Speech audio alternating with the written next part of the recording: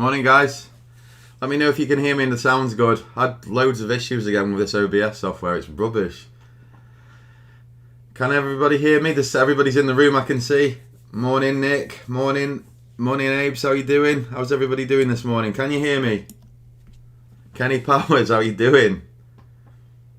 Are we good with the sound and are we good with the video? If anybody could just give me a thumbs up, that'd be great. Good morning. Right, brilliant. We're on. Fantastic. Sorry about that, guys. For some reason, I don't know why, OBS software is just not on my Mac this morning. It just disappeared. Crazy. So I don't know why it's done that. I don't know if there's like a 28-day thing where it just gets rid of itself. But it is free, so I'm not complaining that you don't have to pay for it. But it just took me a minute to download it again and get it set back up. So as you can see, guys, let's just get into it. I've seen that Dave's had a good morning yesterday. Let's just go through that and read that because that's quite interesting. He's obviously been short the DAX yesterday and he's held it until close, right? So that's awesome.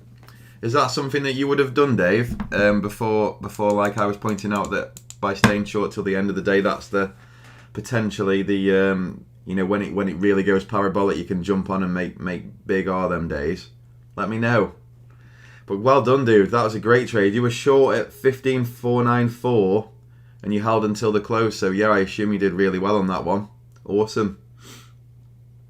But yeah, I'd made a bit of a mistake yesterday. I really did. I've had a bit of a nightmare, to be honest with you, and I'm just going to be completely honest about it. I should have been short the DAX yesterday and I wasn't. Now we won't go into the reasons that I wasn't because it just all sounds like excuses. But either way, I'm not happy about it at all. I should have had a 12. Listen to this, right? I should have had a 12% winning day yesterday, and I didn't. Now, for whatever reason, I didn't get short. I did, and then I didn't. But it's just ridiculous. I don't want to go too deep into it because it just all sounds like stupid excuses. But yesterday, right, my short should have been in here, and I know this is hindsight trading, but I actually called this trade out live to another person on Twitter that I speak to a lot. And I didn't take the winner. I don't know what was entering my mind. It was poor execution. I don't know what it was, but my short was in here. Let's just go to the DAX and find the IB here, right? It pushes down into this area here. Now my short entry come into this in this spot here, and my stop was there. I actually even called my stop 75 stop, and my entry I think was around 40 or 39 in this area here anyway. Now this trade yesterday, like I'm watching this go down yesterday, and I can't lie to you, I was absolutely gutted, but I'm just going to try and forget about it because the more I'm dwelling on it, the more it's making me feel ill, to be honest with you. And it would have been something like this. Now I would have scaled out of it as we approach the US, in this area. I would have taken a scale in here, definitely. But the rest of it, I would have tried to keep at least 50% of it on. So you could potentially say that yesterday was probably a 6R day for me. Maybe 4.7 if with the scale to 5, maybe 6R in between that region, which would have made this account grow. With it being a 2% risk, it would have been a 10% winning day, there or thereabouts, maybe 9%. But I didn't take it, and I don't know why. And this is what I've got to try and drill down into my head about. I don't know if it's I don't know if I'm starting to fear, which is why I'm making mistakes. Fear like trading live in front of people. Like yesterday, I think I had a bias again, and I told you last week like I've got to stop these biases in my head. Now I was thinking yesterday, right, I'd had a good winning day the day before. I don't want to push it today, even though it doesn't make any difference because the probability of any trade is all the same. You can't try and guess the win sequences or the loss sequences that you are going to have coming your way. It's impossible. So I just don't know. I think it's down to poor execution from my side. Maybe I meant to get out the trade on, I just don't know. But all these things are going on in my head. But yesterday I was short and I messed it up, and it's very disappointing. But I can only say, because I've not had these problems for years, and I don't know whether doing it live in front of other people is starting to actually just affect my performance a little bit, maybe to the point where I'm trying not to lose, and I'm trying to guess that my losing sequence is on the way, and it's not. And yesterday I got caught out massively. So I didn't lose much money, but it's not acceptable. It really isn't, and I've got to stop it. And just accept that what comes my way is coming my way. I have a mechanical way of looking at the market for that reason, to take the discretion out of it. And then I keep trying to add my discretion and keep on making mistakes by doing that. And it's just so stupid. I don't understand, because, like yesterday as well, I got to get out of the house, so I went to Subway for some lunch, and I should have got in here as well. But because I'm thinking to myself, no, like I've made one mistake this morning already, and I would never normally jump back in the market at because I don't try and do discretion. But yesterday I went to Subway to get a salad because I was stressed out being in the house. I'm sat in Subway, literally, at this point in time, as you can see, it lines up with the time that you'd be having your dinner, like 1:20, and I see this happen, and I see this candle happen here, and this turn here, and I didn't get short again, and I was looking at that knowing full well there's a high probability that this is going to shit the bed, and I just didn't pull the trigger. Now, I just don't understand why I've done that. As you can see, like at that point there, if you're trading discretionary, you're into a right, interesting point of resistance in a market that's obviously shit in the bed all morning, and you'd think that it's highly probable that this is going to turn in and at least go to this area here. And I just didn't take it, and I was watching it, and I watched that candle, that candle, that candle, and I thought to myself, right, pull the trigger, and I didn't. And I think at this point here, I'm thinking to myself, right, okay, I've got to go on like YouTube tomorrow and explain to myself that why am I pulling the trigger in here when I've told everybody that I should have been in here, and all these things are going into my head. So just being completely honest, I messed it up massively yesterday. I should have had a big day, I didn't, and I'm obviously feeling like I've snatched defeat from the jaws of victory yesterday. Like, I really did. Like, that yesterday was such a bread and butter setup for my strategy. It really was. That is like the bread and butter of it. Like, them days, you've got to be in the market on them days. If you're not, like, there's just no point in trading it. There really isn't. Because trading it for all the little ones and twos in the week and the losses and stuff like that on the days that don't expand, that's not where I make money. I break even, so like I'll give 1R back. I might make 1R, I might give 1R back, might make 1R. But at the end of the month, when I look through my win sequences, the only actual days where I've made money is where you've had a true expansion, and they're the days that pull my account up. So yesterday, massively disappointed. But I'm not going to get into it because I am so angry with myself. Like, I just really am. And yesterday I didn't sleep again last night very well. So it's not really a very good matter to get into this morning. I'm going to try and keep it more positive. So yeah, tell me how you guys did. Let me know how you did. I didn't lose much money. I think I lost 20 quid or something like that. But just poor execution. That's what it boiled down to. And I made a mistake. So, just being honest. Dave, so what got you in that short at 15,494? What was it? Is that the cash? Let me just have a look and see what you were doing. 15,494. So you were short in here, were you, buddy? In this bit. Right, so you were short in here, were you, dude? Very early doors, you got short and stayed short all day. That's a huge day then. What was your risk, Dave? Where was your stop? What was your total risk on the trade? How many R's did you make? Did you do any scale outs? Let me know. I'm interested. Morning, Ed. Morning, Demo Trader. Morning, Matty. How are you doing? Axe Trader. How's everybody doing? So massively disappointing for me.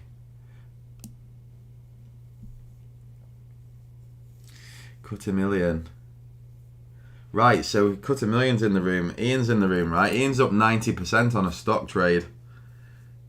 Very, very good. Very good strategy that guy's got for stocks. I'm going to try and dig into him about it later on, but he's buying and selling US stocks on a 1 hour chart with some sort of technical stuff. And he's up 90% on a stock.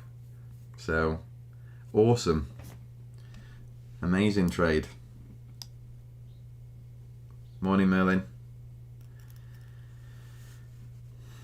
You called it to us in here playing the rollover. Is that me? Yeah, I think I did. That's the thing. I know, Nick. Kurt, hey up, dude. How you doing? This Kurt's the guy that emailed me the other day. Thanks for your email, Kurt. Really appreciated that. A bit of positivity in this horrendous industry that we have lots of negativity floating about. It was really good.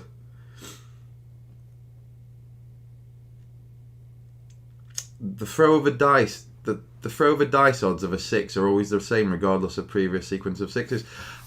Nick, I know. I absolutely know. And I appreciate what you're saying completely. Every throw starts again, and I don't know what it was. I don't know if I was trying to be clever. I don't know. I just don't know. But I should have been short yesterday. Like I said, I think I did call it in here that if we killed over, I'd have to get a short. It's just stupid. I don't know why. And then I know for a fact now that this week's probably gonna be a bit of a shit show now. Just crazy, just really bad. But I'm only human, aren't I? I've never come on here and said to you guys that. I think I even said yesterday, right, that I still trade my strategy like a twat. I think they were my words. Like somebody said yesterday, like, how can you be sure that people won't get your strategy and it will stop working? I can't even trade it properly all the time. I make mistakes. I'm only human. Like, it just happens. When I used to buy and sell cars, I used to buy and sell, and I'd buy a lemon.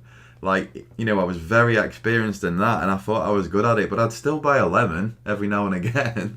And I think yesterday was just one of them days. Like, I know the mistake I made, and I will say that I won't make that mistake again. But will I go through my future trading career without making a mistake again? Definitely not. Definitely not. But the mistakes that I'm making aren't the mistakes that I used to make, where I used to just freaking risk too much, or be chasing my tail by trading too much, or not being in control of my losses or my account. So I'm not doing anything like that anymore. So I'm taking the positives out of the situation. It wasn't a mistake that cost me shitloads of money in the aspect that I'd not risked right. I didn't get on board. Yeah, and I appreciate that, but I've got to take some positive out of it, else I'll just end up bloody going for a walk in the woods with my revolver. But the positives are I didn't do my arse risk wise. The negatives are I knew something was happening and I didn't capitalize on it.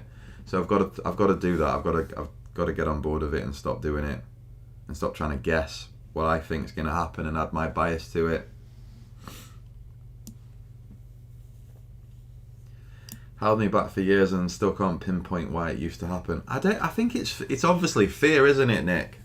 It's got to be fearful of something. But I haven't been fearful over the last 2 or 3 years. I've not been fearful at all with my normal account. I haven't, not at all. I don't fear it. I don't fear, and I think maybe it was. I have been speaking. I'm not going to lie to you guys, right? I have been speaking to a trader who I think is a big trader, and he's obviously a bigger and a more he's a bigger trader than me. He's been doing it for longer than me and stuff like that. And I don't know if I'm trying to prove something to him, has stopped me trying to, I'm trying to be a trader rather than just trading my edge. Does that sound a bit strange? Like, I'm trying to be a trader. And this is what I used to do years ago. Like, you're trying to be this trader, aren't you? Like, I'm this top trader. I want to be like George Soros. I want to be like Nav. That doesn't mean nothing. I should just trade my edge. That's all I've got to do is just enter and exit. And that's it. And I don't have to even think about all the in-between. But that's what I've made for myself. And then I'm now trying to be this trader guy. This dude, and it's all ego. It's all ego, and it just leads to poor execution. Because you're listening to your gut. You're feeling like you could be part of something that's good, because I've had an opportunity that someone's offered me potentially, and all of this is going on in my head, and I'm starting to freaking make mistakes because of it. And I know that, and I'm acknowledging that, and I've just got to stop it. So. One day doesn't define you. Yeah, it doesn't, and I know that, dude. And thanks for pointing that out. It doesn't, and that's what I've got to think, basically. But I'm just, I'm past the days of doing my arse risk-wise. I really am. Like, that isn't going to happen. I'm probably too disciplined, if anything. Like yesterday, somebody that, was a bit more, oh, well, it's just one trade, just get on board. I was thinking to myself, like, oh, no, maybe I was too disciplined. Maybe that's what I was trying to be too much of. You know, like if you go to a car auction and you're a car dealer and you don't buy a car, you're definitely not going to make any money. You know, you're not, are you? You haven't brought any stocks, you can't sell anything. It's the same with trading. You have to buy something. Sometimes they're a lemon and that's it, and that's no problem, you can deal with it. But if you don't buy it, you're definitely not going to make any money. And I know all this, and I should have just brought the ticket. So I'll get through it. It's no problem. Brush it off. Let's get on with it.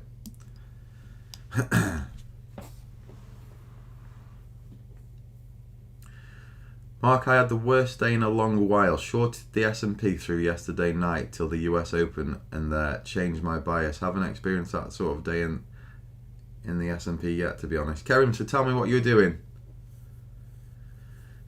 Tell me what you're doing. No matter how much you tell yourself it shouldn't be, trading live is exponentially more stressful and difficult. Been there, bud. It's really tough. Mark, right? So it is, dude. I'm not going to lie to you. It really, really is, and it's a tough one. It really is. I don't know whether it is affecting me. It probably is. I wouldn't have. I don't think. Let me just say this right. I don't think I would have done that if I wasn't on here. And you might say, oh, he's hiding behind excuses here because he didn't do the right thing. But I don't think I would have done that. I don't think I would have. Ian's in here, and I've been trading with Ian for a few months, and I think he knows, and he knows that I would have been in that, and I would have been on board. I'm not trying to look for excuses, but I just don't think I would have. I don't know why, but it's a strange one. I've never experienced this before. I really haven't. Like, to come on here and trade live in front of people. I have never done it before, and I'm not going to say that I have. But yeah, you start becoming a bit more protective about, like your entries and exits and stuff like that. You're trying to really nail it so that you don't lose. But I know that that's not how I trade, because I lose all the time anyway. So I don't know why I'm even thinking that. I don't need to think like that, because I know that when I'm on something and I hold, that pays for all my losses. It's a strange one, it really is, but I do think that's a massive part of it, Mark, definitely. It really is. Trading live, it is more stressful and difficult. It definitely is. It's tough. I'm not going to lie, and I am finding it tough, so... What motor do you have now, Mark? I have a BMW 6 Series, Dave. I did have a Porsche Cayenne though, but I sold it. I do like to buy and sell my cars. This is something that I do, Dave. So let's just change the talk a little bit. I have an account with British Car Auctions. British Car Auctions are the main auction in the UK, and I've had this account with them for years. And it's one of them things. So I've always brought and sold cars all my life. So I don't lease a car because I like to buy and sell my own car. Not because it is probably down to a little bit to do with money. But I actually enjoy it. I actually enjoy having a new car every 4 or 5 months and just, picking a new one, selling it. And if I can get my capital back out of the car that I'm driving, then brilliant. So that's how I look at it. Like, if I put, let's say I go to an auction, buy a car for 15 grand or 20 grand, I can get away with probably driving it for probably 5 or 6 months. And then what happens is the margin that was in it when I brought it at auction for the dealers, if I then put it on at, let's say I buy it at 15 grand, do 8,000 miles on it, after 6 months it's worth probably retail about 15 grand still. So I will then retail that out at 15 grand and try and get my money back on my car, so I don't lose much capital on my cars. And it's just enjoyable. It gives me something to think about. I enjoy going to the auctions and stuff. It's good fun. And but they're all shut at the moment. That's the big problem. BCA have shut because of coronavirus, and they've gone all digital online. So it's become a lot tougher to buy a car. It really has, and there's a massive scarcity of them. Used car prices have gone up massively, which is why I partly sold my Porsche Cayenne, because I brought that for a certain amount and drove it, did 10,000 miles on it, owned it for a full year, and then sold it and made like 25% more than I brought it for on it. So. Yeah, so that's it. So I'll change about cars though.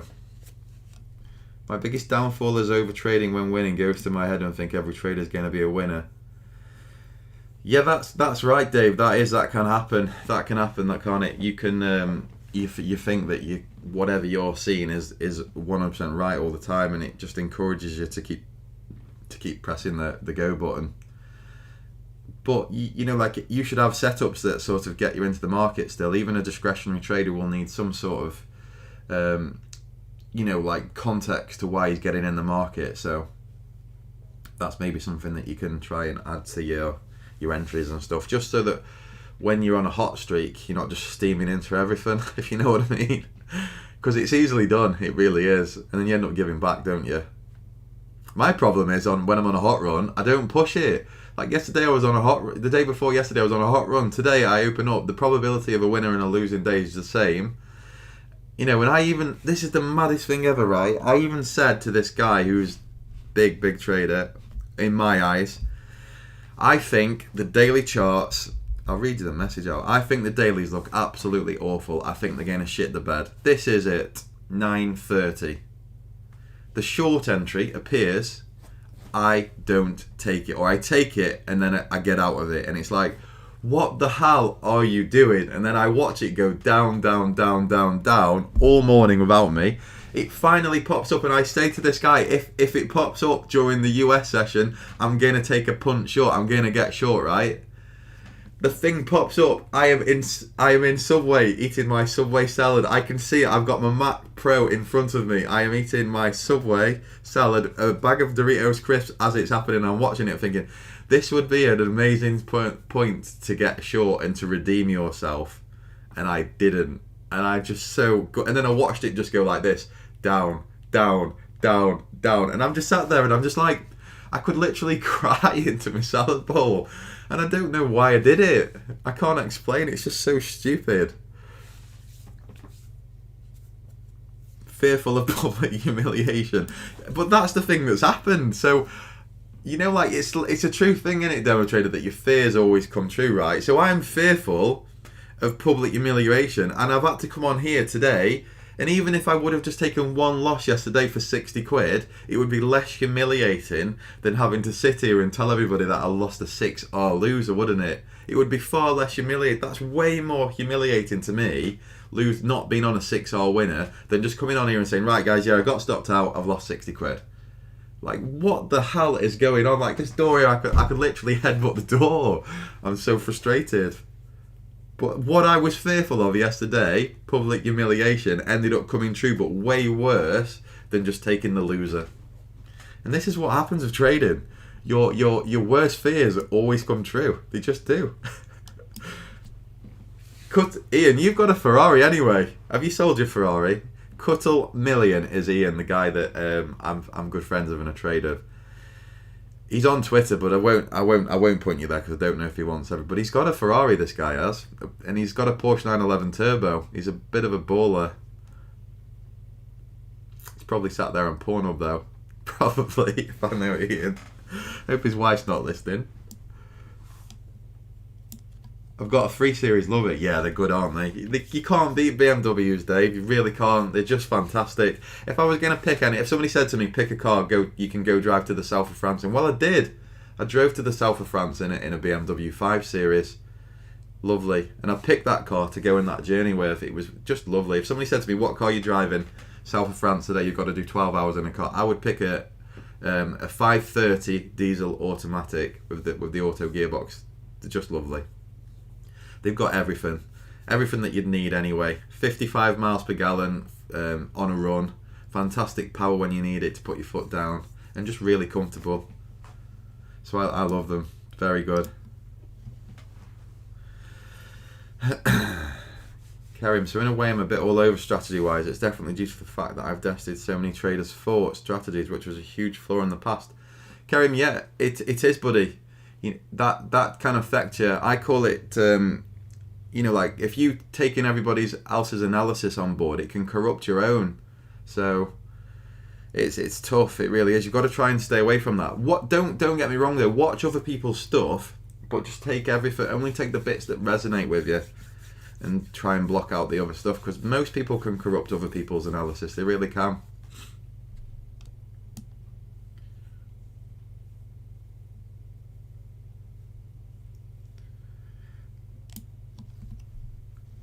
Doritos, that's the problem, mate. You need Thai chili. I had the hot ones, to be fair. I got out of the house though. to just change my mind to do something different, because I was just sat there thinking what an absolute ballad I've made of myself this morning by just. I think the thing that affected more than anything was I actually told this guy, like I'm sure this is going to shit the bed, and then I'm not in it, and it's like what the hell are you doing? What an absolute mug. So I had to get out of the house. I went Subway, and then it pops up, this thing does, and it just looks like the perfect entry. The perfect entry. I couldn't have picked a more perfect entry for myself. Like it would have been impossible. Into resistance, you get the pin. It's a lovely leg up, so it's not consolidating into the level or anything like that. It pushes up into it, and straight away it rolls over. And I'm sat there at Subway, munching my salad, and it's just like, oh my god. And I didn't take it again. It's just like, so in that aspect I stuck to my strategy, but then when it meant something in the morning when I should have been long early doors, I didn't stick to it. So it's just stupid. Gotta stop it.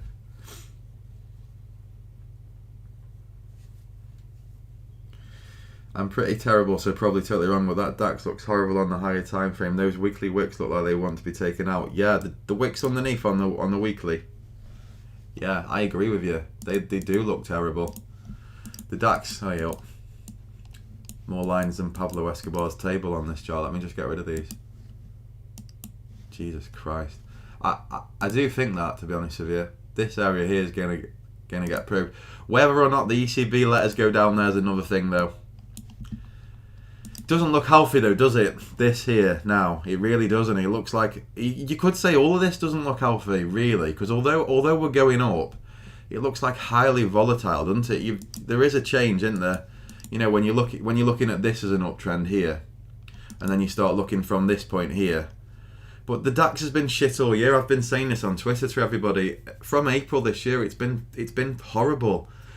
From a day trading perspective, like I'm looking back at my results, and you spend so many days just giving 1R back, taking 1R, because there's been no movement at all, and then you just get a release of volatility all of a sudden where you get like a 1 day. But go back to last year, my strategy was like a bit more. It was like a 2R, a 3R, and then it'd be like a -1, and then it'd be like a -1, it'd be like a 2R, and then a 2R. But like these days, what's happened with my strategy? It's all changed this year, and you go like -1, -1, -1, 5R, -1, scratch, break even. -1, -1, 6R. So and you can see that in the weekly candles. You can see what's happening, and it's where like the volatility is being suppressed, I think, by the central banks or whoever, and then all of a sudden it just has a massive sort of unleash of volatility, where the thing just shits the bed one way and it just goes parabolic. But in this part here, in like last year's trade, you can just see in the weekly candles, they're all just so much smoother, and the trends seem to just like move up or down with like pullbacks and trend up. Whereas look at this here, the weekly, we've actually gone nowhere really since April. Nowhere. We're still in April's candle here now again. But you can see the pushes up and the pushes down and how the volatility's been. It's just been awful. And you just get these massive daily moves out of nowhere, and then before you know it again, the volatility just dries up and you're back to, they push it back up again. So I don't know what's going on, but it just doesn't feel like a healthy market to me. It just doesn't look it, and it doesn't feel like it. Now, I would be very surprised if we didn't go down here and probe this area. I really would, but if we get down there, could we just get pushed back up like we've probed down here, and then pushed back up? I just think that's what's happening. That's what's happening underneath the surface. The big banks, the central banks, Deutsche Bank, whoever you want, whatever's going on. I don't think that they buy highs. I think that they buy lows. So their mandate, I might be thinking, conspiracy-wise here, but I think they've got a mandate to sort of keep the market in a certain range at the moment, because they know if this thing goes down and breaks certain points, it ain't coming back. And they've invested so much up to this point in keeping it here and keeping the sort of spring loaded to where they want it to be. And they will be very happy if they can keep it in this range here, and just keep it playing on and hope that we come out of it and we can push on again higher. So I think they're going to be balls deep keeping this market afloat. If we break these lows here, I would be very surprised if they let it go after doing what they've done and keeping it up for so long. think we could probe down there, but I don't think we'll stay down there for very long. And I would say something like that trend line there.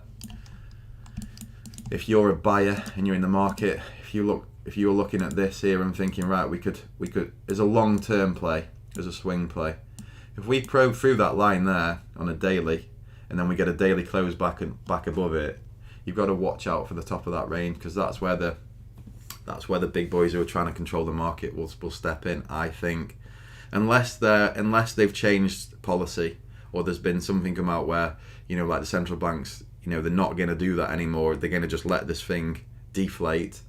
I don't think they will. I think they're way more likely to make it inflate again, but they just don't buy. They don't buy the highs. They buy lows and try and control the market from deeper. So we'll see.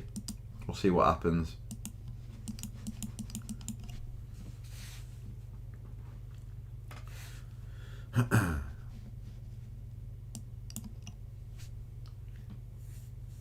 If you look at the S&P now, would you consider longing it after it breaking out from the EU IB? Kerim, right? So I don't trade the S&P. So for me, I look at the DAX. So in European times, right, with the EU IB, I would only want to be trading the EU markets. Does that make sense to you? So I would never trade the American markets off a European initial balance. Never. I would trade the American markets off an American initial balance, and I would also use the American initial balance to sort of add context to my DAX trade, because the American markets control the European markets once they open up, in my opinion. So I wouldn't be trading the EU IB off the S&P. I would just wait till the S&P opens up and then try and trade the S&P IB off the S&P. Does that make sense to you? You might see something completely different though, so don't let my analysis corrupt yours, but that's how I look at it. The DAX IB for me is you trade the DAX with the DAX IB, that's it. The US IB, you can use context for the DAX with that definitely, but I would try and trade the S&P with the S&P IB if you can, because that's where it makes most logical sense to sort of use that information. Nick Gordon, all the ORB DAX moves got done September to 2020. My opening range breakout statistics for the year ended 2012, most of the R came from 2020. Right. Yeah, see, I don't trade an opening range breakout DAX. I don't trade it like that. Like, I don't take the first. I won't trade the first breakout of it, because I just back tested it and I don't think it's a winning strategy. I don't. So I don't take the first one out of it. I do take the second one out of it, but only when certain criteria has been hit.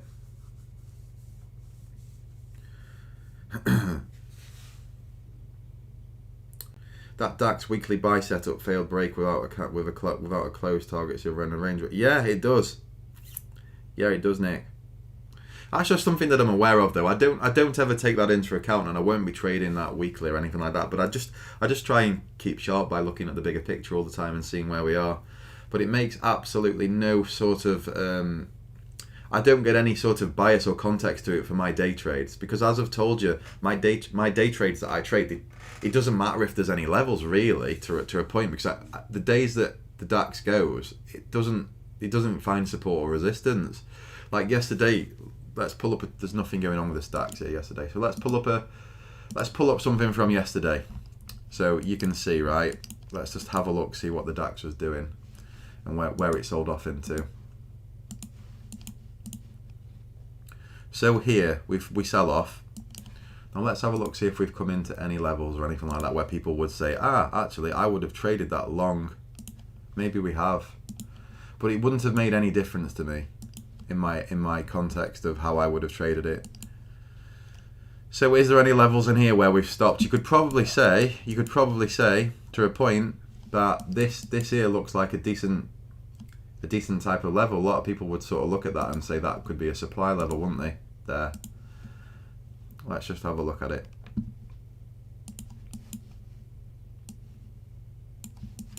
Okay, so you can clearly see, can't you, that if you're trading like a supply and demand strategy, yeah, that there is a very good, that's a very good level there on a 15-minute time frame. Why? Because it's untested. We've seen a massive drive out of it. So obviously this guy, the theory goes, whoever's into this area here, who's pushed us out of this area, he will then step in if it comes back into his area and defend that. Okay, so you can see that we did actually get a move out of there yesterday. We did, but let's just have a look, see what we did actually at the level point itself. So let's draw that level in there. Let's just draw that level in there like so.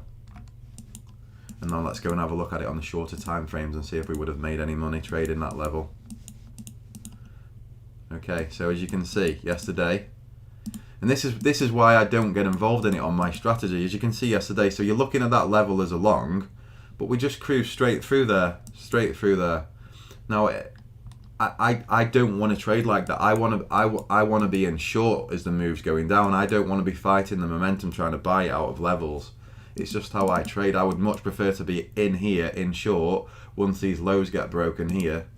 You know, on a 5 minute, this is a 1 minute, but on a 5 minute as well. Once these lows get broken here, you're below balance and you're starting to roll over again. There's a high probability you're going to aim down and go lower and expand lower, and you're going to get an extension type move.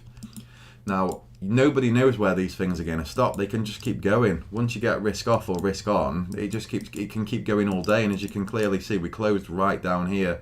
I've always said to you, on a proper risk off day or a risk on day, high probability that we will close like within 10% of the high or the low of the day that's been made. And as you can see, the low of the day is just here. The low of the actual cash session was here, and we've closed here.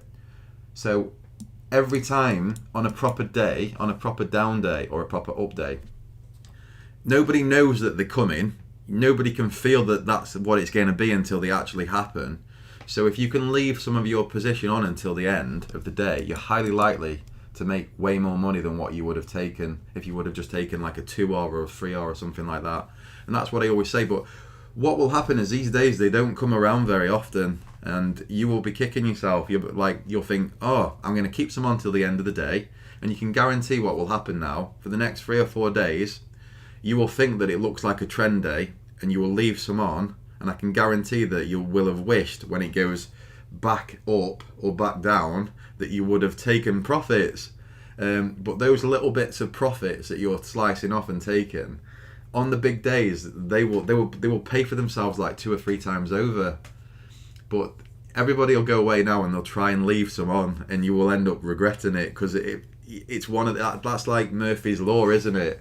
When you try and do something or put something into your trading or add something into it, you can guarantee that you're going to come up against the sequences which it doesn't do very well in. And then you might stop and think, this isn't working. But the day that you start, the day that you stop and take it out will be the day that it does like 10R, and you'll think, for fuck's sake, what have I done? I should have kept it in. But it's just getting into the habit of doing it. And if you can, it will pay. It will pay, because the days that it goes, it really does go.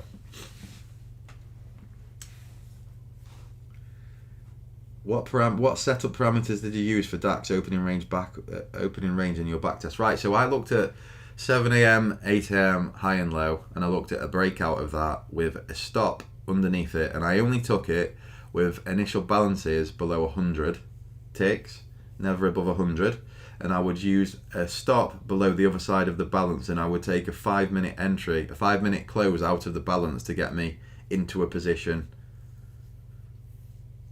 But I don't trade that, Nick. I don't trade that.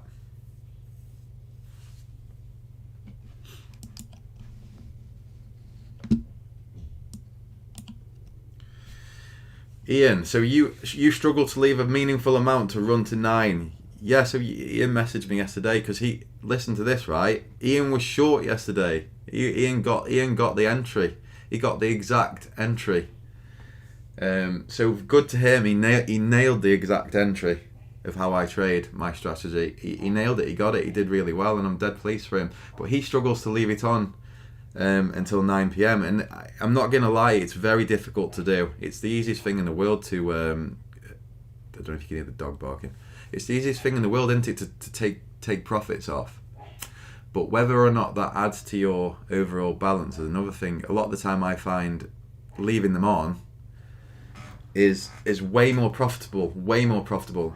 How do you do that? How do you look at that? How do you actually find out if this is the case? Is by getting a spreadsheet out, going over. Just, you don't have to go over 6 months or a year's, but go over a month's entries. Everybody's got the last month on the spread betting or the trading terminal. Everybody, you can go into the last month's worth of history. Go and have a look at all of your entries, every single one over the last month. Start with a piece of paper or a spreadsheet and work out on every entry and exit that you've got in or got out of the market. If you would have left 50% on of that entry and taken it off at the close, would it have added any profit to your balance? Like, have you come out with any more money by doing that? You might not have. This is the thing, you might have a completely different strategy than me. Like you might be doing swing trading or something like that where you're not day trading. But if you're day trading and you're taking a trade in a day and you're getting out of it at the close, or in a day, or you're looking for like 2 hours and then you're closing, just have a look if your entries, by holding them till 9, if you would have made any more money. I'd be very surprised if you're a day trader, and I mean I would be very, very surprised if you wouldn't have made more money by holding until 9. Very surprised. And sometimes you can't see the woods for the trees because of this. Like, everybody's drilled down to taking like 1 hour profit or 2 hour profit and stuff like that. But I look at that as in like you're picking pennies up in front of a steamroller, really. You're working all the time, like you're having to get in the market. There's loads of entries, loads of exits, where a lot of the time if you just take your first entry and hold it all day and have the patience to sit there, and if you feel like closing it down, go for a walk, close your computer down, because the best thing about leaving it on till 9 is you don't really need to look at it once it's gone your way. You don't really need to look at it. So like yesterday, if you're in this move and you're trading this down here, and your entry's in here somewhere, or even if your entry's in here somewhere, if you're going to say to yourself, look, I'm going to leave this on till 9, what's the point in looking at the computer? Like, if you're more likely to come in and steam in and take it off, like, there's just no point. You might as well just come in and surprise yourself, aren't you, at 9 o'clock and open your computer up and take the profit at 1 minute to 9. So have a look at it, see if it means anything to you, and if it does, try and break the habit of thinking that you've got to be in and out the market with every entry and every exit. And like I've said to you, a lot of the time with these markets, there's only 1 entry or maybe 2 entries in a day that you can jump on that you can't actually make any money with. The rest of it, you're just sort of breaking even, or you might be losing a bit and giving a bit back. And it's like try and see the bigger picture.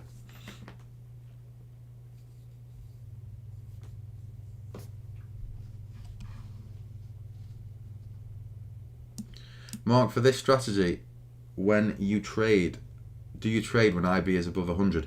It depends. It depends, right, dude? So with my current strategy, I will only trade a big IB if there's context to it, or if there's been bigger IBs relative to that one. So what do I mean, right? So if the volatility of the market's huge because of, I don't know, risk on or risk off or whatever, you can get bigger IBs, can't you? So I look at them relative to the last 5. So if all of a sudden the IBs have been 50, 60, 35, 80, 150, and there's no context to it, like there's nothing on the news saying something crazy's happened in the world, risk off in China, Evergrande or coronavirus, then that one would stand out to me to be very careful on that day. Because it's not likely going to be a day where I can make money. So it's how big they are relative to the previous 5 that I'm more bothered about, rather than just the big numbers. So if we have IBs of 150, 180, 250, 120, then obviously they're all around the same figures, aren't they, relatively? So I would still trade that then, because that just means that the volatility is increased in the market for some reason. So I'd still need to trade my strategy properly. So that's how you got to look at it. It's how they are relative to each other. And a tighter IB is better for me always, definitely. If you're too big, you can't get good risk reward based on ATR, right? Yeah, that's true, Nick. I was having this conversation with somebody the other day, right? I do use ATR, but ATR will keep you out of the bigger days, right? And this crept into my head yesterday a little bit. I was thinking, I think Sierra was on here yesterday, and he said the ATR on the DAX, I think we'd already done it. But what happens with ATR is it keeps you out of the bigger days because you seem to guess to yourself, like you seem to guess that the market can't move past ATR, but it can. And the days where I make most of my money are on days where we blow ATR out the water. So the problem with it is yesterday the overall context of the market was it could sell off. I think most people would have thought after Monday's candle on the daily that the DAX and the European markets could have really shit the bed. Now, you can't really trade off ATR in them days. You just can't, because you're gonna not want to get into the market thinking that we can't expand when we can, because ATR is there to be broken on days when risk off goes out, like hits the market, or who's looking at ATR and risk off? Probably nobody. Like when the market's in a tight range or whatever and we're sort of consolidating, like ATR probably means something. But it's the overall context has changed of the market, hasn't it? So ATR goes out the window when risk off happens. So it's something that I do use, but I don't, like maybe that's what I was thinking yesterday. Maybe. So if that makes sense to you.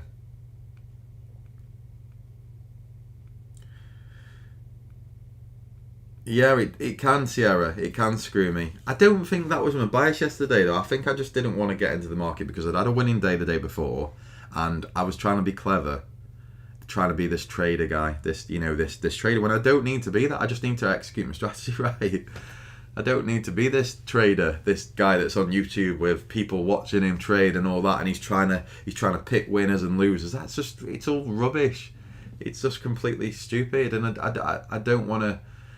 I think that's what it was more about than the ATR. Just trying to be this trader guy that's trading live in front of people and trying not to lose. And I thought that there was probability yesterday that could have been a losing day, and it could have gone back up. And I think my bias sort of skewed me to keep out. So yeah, turn that ATR off. I do look at it though. It is helpful on days when you get a big balance. When you get a big balance. And the balance isn't relative to the others. Like I've said, the sequence of balances is relatively small, and then you get one big one where there's no context to it, and you're looking at ATR and thinking, fucking hell, we've done ATR in a balance from 7 a.m. to 8 a.m. We've done ATR. There's no room left in this for me. There's a huge balance. Someone's obviously got the positions off. Like if we break out, it's more than likely to be a forced breakout, and it's gonna come back in and stop me out. That's where ATR is useful. That's where it's useful. So I'm not saying it doesn't add anything, because it does.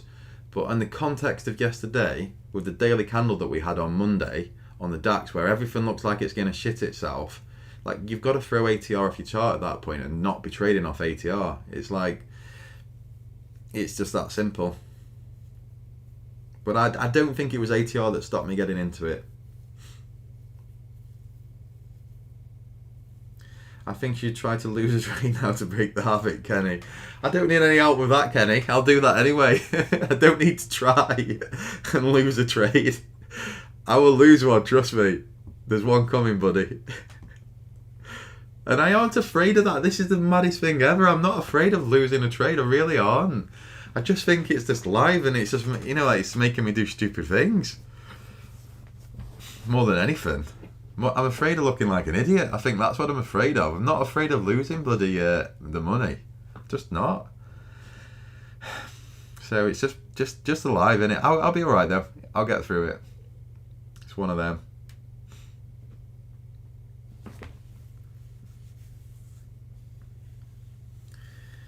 Yeah, exactly. Sierra makes good points again. This DAX looks like a pile of crap, doesn't it, again this morning? There's your 8 a.m. high.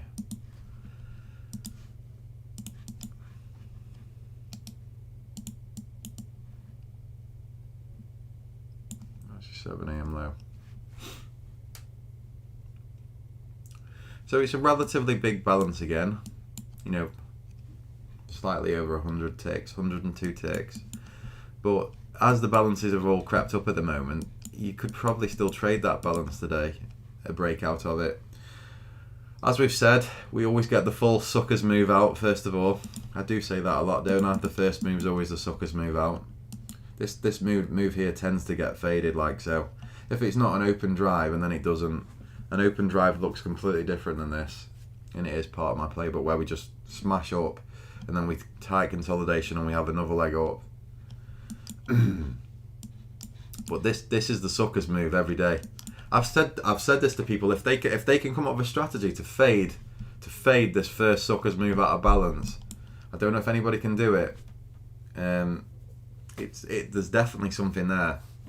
I think you could make it mechanical and fade it with a stop above it, just above the first high. Once we get the close back inside, you could argue that candle there's closed as back inside this one, but this one definitely did.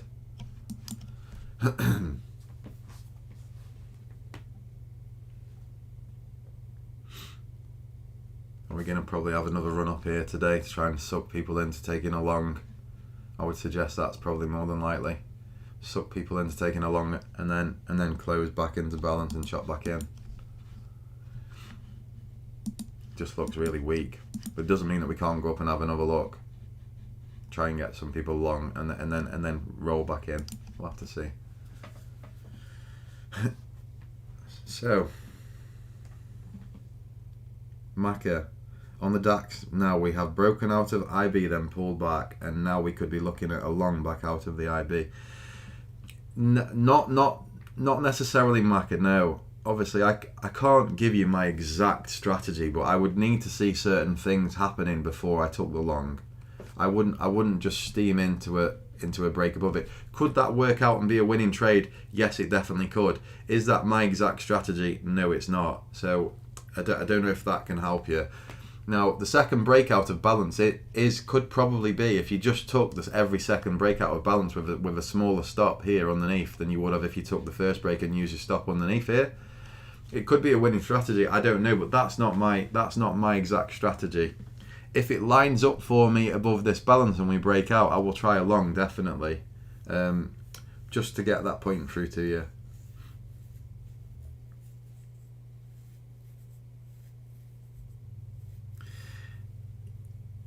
Yeah, it probably does, Aaron. This is the thing. Live is really tough. It really is. It really is, especially when you feel like people are watching you, because you try not to make a mistake. But in trading, when you try not to make a mistake, you end up making mistakes. That's what's happened to me yesterday. That is exactly what's happened to me. It's impossible to know what hand you're being dealt. Nobody knows. Everybody's just trying to add risk reward to a setup, and that's it. So you don't really know what hand you're being dealt. You've just got to take the hand you're given on any given day, and basically either get stopped out or make profit. It's that simple. But by trying to second guess and trying to, not lose, I've ended up losing more than I would have if I would have just been stopped out by not winning anything. So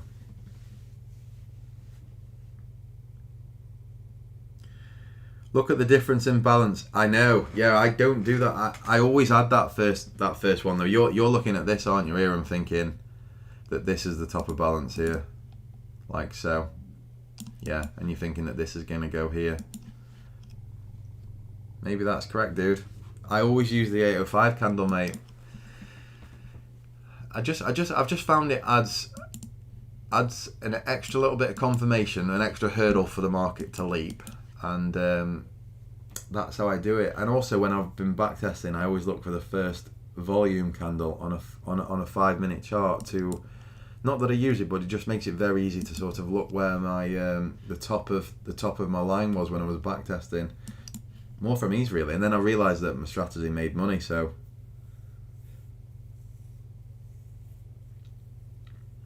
yeah, I can see exactly what you mean. But you have to look at it like this though, right, Sierra? So what you're saying is, if you don't use the 8 o'clock candle on the 1 minute or the 5-minute chart, you can see that Sierra's saying that this high here is being retested. But that would worry me there, that we've retested that once and this leg's failed. So this candle here, perfect. What a lovely entry, like, you know, amazing. This pin here off the top of that high, which is the IB high, if you're not including the first minute or the first 5 minute candle like I do, this entry is a very good day trade entry, but it's not something that I do, so I couldn't comment on that without like not really knowing what I'm talking about. But yeah, it looks like a lovely entry. Would you have made money? I'm not sure. I don't know. If you got a 10 pip stop and a 20 pip target, like I think Mark Wogan does on some of his entries, you would have made money. Yep, you would have, definitely. But that's not how I trade, so I don't want to sort of add comment to that, because I couldn't really tell you if it's a profitable strategy overall. You know, like taking that one entry off the top of IB there. I know that Mark's not doing that. He's scalping all around the place, and he's obviously making money. But for me, that mechanical entry is an entry. That's how I look at things. Like if you took that entry every day, every time it showed itself, a retest of an IB with a pin bar, can you go back and look over every time it's happened, and can you work out the maximum you could have made, you know, all lost on all of those sequences? So that's how I try and define every entry, if you know what I mean.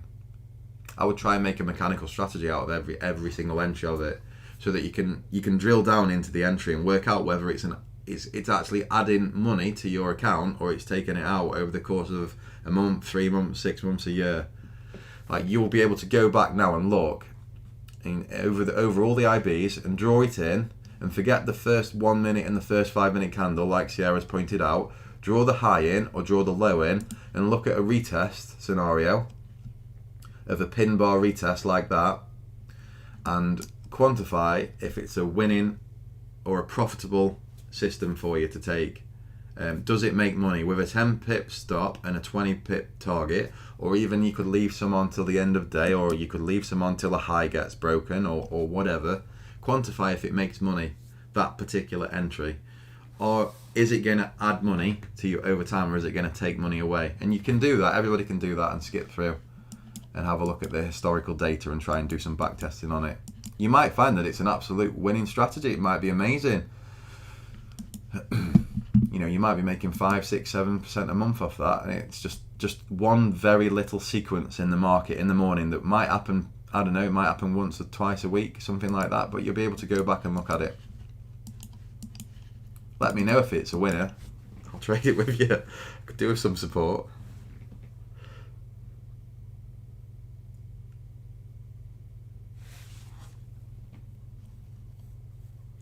Mark, would you recommend to trade the US session after work for someone working full-time in the EU, or focus on a daily strategy instead? I don't know, pal. I can't really... I can advise you. I think that US stocks are easier to trade, day trade, than the S&P 500 and the Dow. I think if you trade in the Dow and the S&P 500, I don't know how you trade. You've got to be very sort of reactionary sort of mindset. So what I mean is, like, you have to be able to change your bias like that with the US markets. They're very, very slippery. You're trading against some of the biggest algos in the world. And I'm not saying that Facebook and the FANG stocks don't trade like that. They do, but they're just a little bit slower. They're not as fast paced as the Dow. When you look at the Dow and put a 1 minute chart on the Dow, it's just so fast. It's so quick. The Nasdaq's the same. And I would say that if you're not experienced, like, I don't know what your experience level is. If you're not experienced, you can do yourself massive harm with them markets, because a lot of the time they try and trick you into buying breakouts and highs and stuff like that, and then you just shit the bed on you and stop you out, and then you'll try it again and they'll stop you out, but then they really go that time and you're not in because you've been stopped out twice. So I would say if you're not experienced, I wouldn't try and trade the Dow and the S&P. I would trade something that's a little bit slower. Maybe the RUT, you know, like maybe trade the RUT maybe on a 5 minute chart or something. See if that makes sense to you. But I just think the Dow and the Nasdaq, the S&P is not as bad, But the Dow and the Nasdaq is like crack cocaine, and if you're starting off on that type of stuff, I would say that you're going to trip yourself up very quickly, because there's a lot to take in, and it's you can easily undo yourself very quickly. So, yeah, daily strategies are interesting because I don't find with a daily strategy that it's there's not enough there for me to keep my mind going thinking about it. That would be something that you just trade at the end of the day, right? A daily strategy, because you've got to wait till the candles close, haven't you? Because you can't be jumping in, on a market in between candles opening and closing. So it depends on your lifestyle, buddy, what you feel comfortable with. But I would suggest for anybody learning to just jump into the US markets, and without any proper experience, you might be doing yourself more harm than good. I would much prefer someone to get a strategy together first of all, have experience in executing that in all types of different environments, and then jump onto the US markets with it once you've proved to yourself that you can control it and you can be in control of it risk-wise for a certain amount of time. Does your IB strategy work on Bitcoin? Kenny, yes it does, but differently, and slightly different parameters as well, different indicators, and I've got one that does work on a 15-minute time frame. I keep meaning to do a video of it, and I'm hopefully going to do that today. But it does. It works on oil too. It works very well on oil, but the sequences of wins and losses is just slightly different. And if you miss a winning day on oil, you're right up the shit creek. Similar to what I did on the DAX yesterday, because the oil will give you like 8 losers in a row trading my strategy, but then you'll have like a 12-hour day, where if you hold it till close, you'll have a 12-hour day. But if you miss that day, there's a lot of like losing days, 1 hours. You don't get many days where you'll make a 1 hour or 2 hour day. It either stops you out or it absolutely shits the bed. Where if the DAX is slightly different, there is a few more 1 hour days or 2 hour days, and you don't get the huge amount of losers in a sequence as you do with oil. So let's just say you go on holiday or you miss the day that's gone parabolic in oil. Like that month's going to not be a very good month for you. So it's tricky. You've got to be in it every day with that strategy, with my strategy on oil. Would you use the first hour of the day though, or US Open? No, with Bitcoin, Kenny, it's the first day of the month for me on a 15-minute time frame.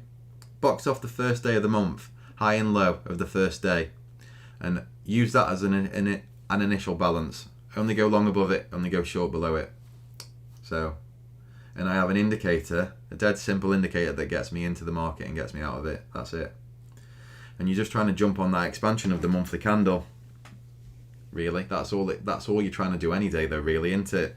On a DAX, on a daily candle at 8 a.m, the market, on the cash market, the candle's at its smallest point because the cash opens at 8.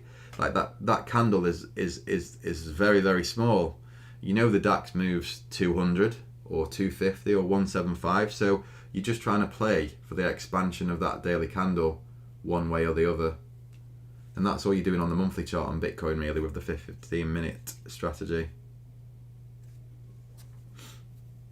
If you get what I'm saying, let me just have a look, see if anything's setting up for me.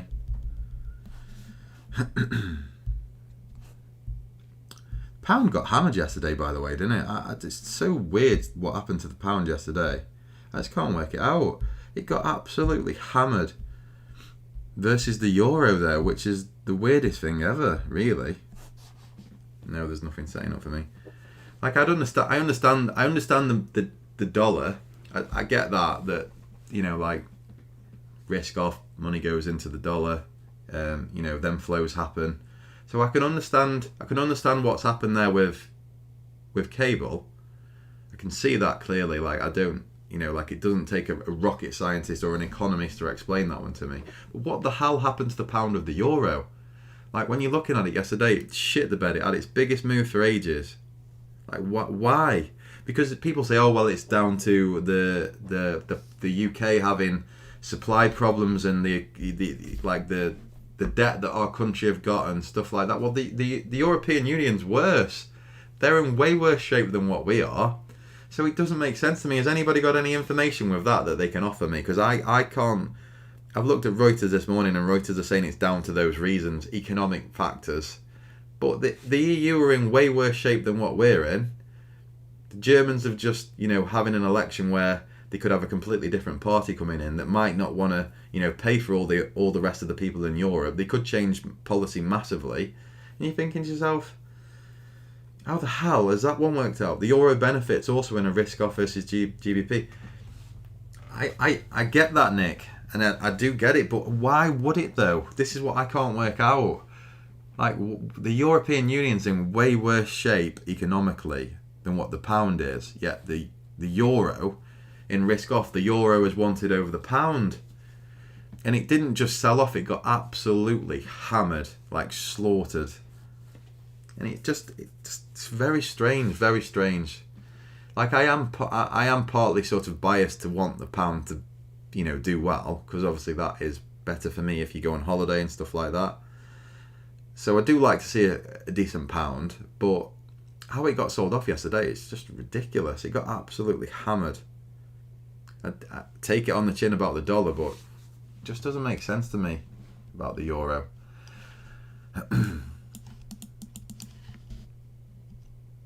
If you have a look at it, it got absolutely mullered. So bad. Like, and today again, it's off to the races again. Like, look at this move yesterday. Literally straight line all day. Like, that is, even if Bitcoin did that, you'd be proud of that move. Like, that is just literally straight line, one time framing all the way up. The pullbacks it's just like ridiculous. Hammered, totally hammered.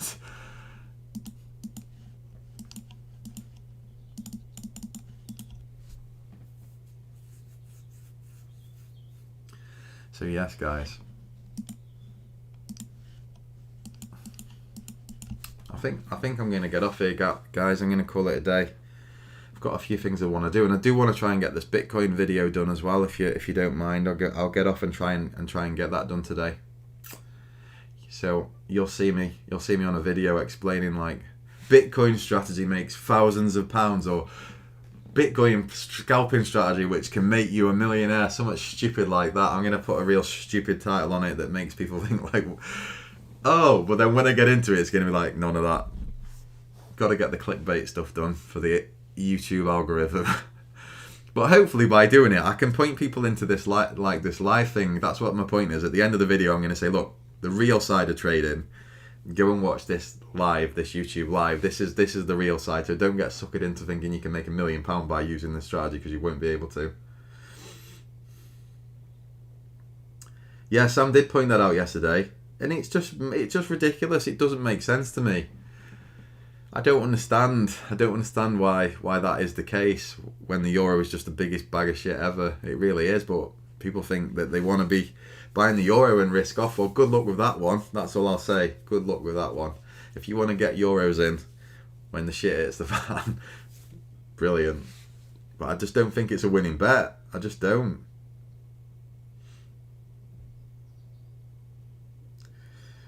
Yeah, definitely. So yeah, guys, thank you for dropping in. Hit me up on Twitter. Let me know how you're going. Let me know if you're making any trades today. I potentially will be in this DAX long. I don't think my strategy lines up though to take the first break out of it. So let me just explain to you and go through it. I don't think I'm going to get in the first break through the IB. I don't think I am. My stop, if I would, my stop would be beneath this low here. But it depends on how we close through it and how high we close through it. I would much prefer to take a leg through this high and then pull back and then take that leg. But we'll have to see how it closes through the IB. It's important to me. So maybe what I'd be looking for is a sweep of these highs and then a pullback and then take that leg and then put my stop beneath this leg. If you understand, just to point that out to everybody. But we'll see. I'll see what it does when it breaks through, if it does.